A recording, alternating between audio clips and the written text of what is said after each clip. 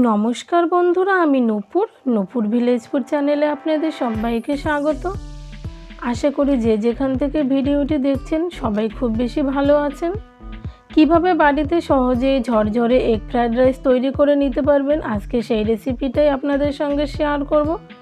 আশা করি ভিডিওটা আপনাদের খুব বেশি ভালো লাগবে, সেই অবধি দেখতে থাকুন।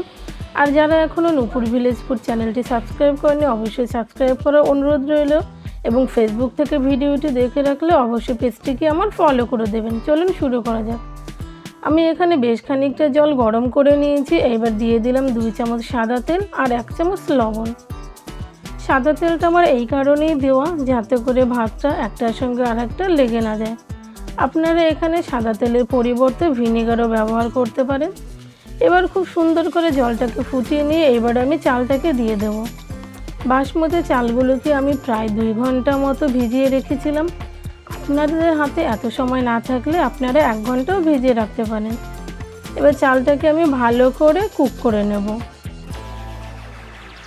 দেখুন প্রায় 10 মিনিট মতো আমি রান্না করে নিয়েছি আর আমার রাইসটা প্রায় হয়ে এসছে। কখনোই ফ্রাইড রাইসটা 100% কুক করতে যাবেন না, তাহলে ভাতটা অনেকটা বেশি সেদ্ধ হয়ে যাবে। প্রায় 90% মতো হয়ে গেলেই খুব সুন্দর করে জল ঝরিয়ে তুলে নেবেন। এবার আমি এই ছাঁকনিটার সাহায্যে জল ঝরিয়ে তুলে নেব। আপনারা চাইলে কোনো পরিষ্কার নেটের সাহায্যেও জলটা ঝরিয়ে নিতে পারেন। দেখুন আমি জলটাকে ঝরিয়ে নিয়েছি আর আমার রাইসটা কত সুন্দর ঝুরঝুরে হয়েছে আপনারা দেখেই বুঝতে পারছেন। এবার আমি উনুনে কড়াইটা বসিয়ে দিয়ে কড়াইটা গরম করে দিয়ে দেবো পরিমাণ মতো সাদা তেল আর সামান্য একটু ঘি। আপনারা চাইলে শুধু সাদা তেল দিয়েও করতে পারেন বা শুধু ঘি দিয়েও করতে পারেন।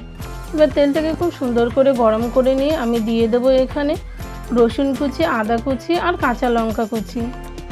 এবার রসুন কুচি, আদা কুচি আর কাঁচা লঙ্কা কুচিকে প্রায় 2-3 মিনিট মতো ভেজে নিয়ে আমি এখানে অ্যাড করব গাজর কুচি, ক্যাপসিকাম কুচি আর বিনস কুচি। এবার দিয়ে দিলাম উপর থেকে সামান্য কিছুটা লবণ। আপনারা এখানে আপনাদের পছন্দ মতো আরও কিছু ভেজিটেবল অ্যাড করে নিতে পারেন। এবার এই সবজিগুলোকে খুব সুন্দর করে ভেজে নিতে হবে। বন্ধুরা, আমার ভিডিওগুলো আপনাদের কেমন লাগে সেটা কিন্তু আপনাদের কমেন্টের মাধ্যমে জানাবেন। ভালো লাগলে কিন্তু অবশ্যই লাইক করে দেবেন। দেখুন আমি প্রায় 6-7 মিনিট মতো সবজিগুলোকে ভেজে নিয়েছি, অনেকটাই আমার ভাজা হয়ে গেছে। এবার আমি ডিমগুলোকে ভেজে নেব। তার জন্য এই সবজিগুলোকেই আমি এক সাইড করে নেব। আপনারা চাইলে আলাদা কড়াইতেও করে নিতে পারেন, সেক্ষেত্রে আবার একটা কড়াইতে আমি ডিমটা ভেজে নেব। অত পরিশ্রম না করতে চাইলে এইভাবে সবজিগুলোকে এক পাশে নিয়ে নেবেন আর পাশে অনেকটাই জায়গা হয়ে যাবে, সেখানে অনায়াসে ডিমগুলো ভেজে নিতে পারবেন। এবার আমি এখানে 3টে ডিম আগে থেকে লবণ হলুদ দিয়ে ফেটিয়ে রেখেছিলাম, ডিমটাকে হালকা করে ভেজে নেব।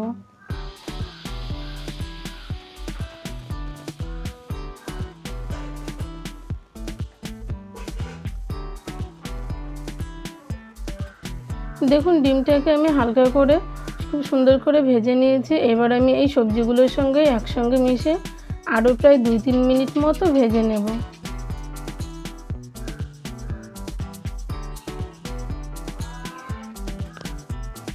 সবজিটাকে আরও 2-3 মিনিট মতো ভেজে নেওয়ার পর এবার আমি রাইসটা অ্যাড করে দেব। রাইসটা অ্যাড করার পর আমি উপর থেকে দিয়ে দেবো সামান্য কিছুটা টমেটো সস আর দেব বেশ খানিকটা সয়া সস। এবার দিচ্ছি আমি গোলমরিচ গুঁড়ো। এবার খুব সুন্দর করে রাইসটাকে আমি ভেজিটেবলের সঙ্গে মিশিয়ে নেব।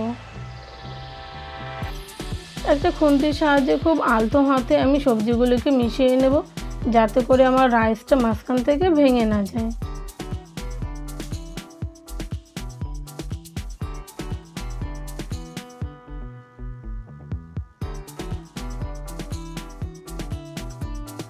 এবার সবজিগুলোকে রাইসের সঙ্গে মিশিয়ে নিলে তৈরি একদম নতুন স্বাদের সেরা এগ ফ্রাইড রাইস। খুবই সিম্পল সহজ একটা রেসিপি, কিন্তু খেতে অনেকটাই বেশি ভালো লাগে। আমি আজকে যেভাবে করে দেখালাম এইভাবেই করবেন, দেখবেন ভাতটা অনেক বেশি ঝুরঝুরে হবে আর খেতেও খুব দারুণ হবে। এটা খেতে অসাধারণ হয়েছিল। আশা করি আজকের ভিডিওটি আপনাদের খুব বেশি ভালো লেগেছে। ভালো লাগলে অবশ্যই নূপুর ভিলেজ ফুড চ্যানেলের সঙ্গেই থাকবেন। দেখা হবে নতুন একটি ভিডিওতে। সবাই খুব বেশি ভালো থাকবেন। টাটা।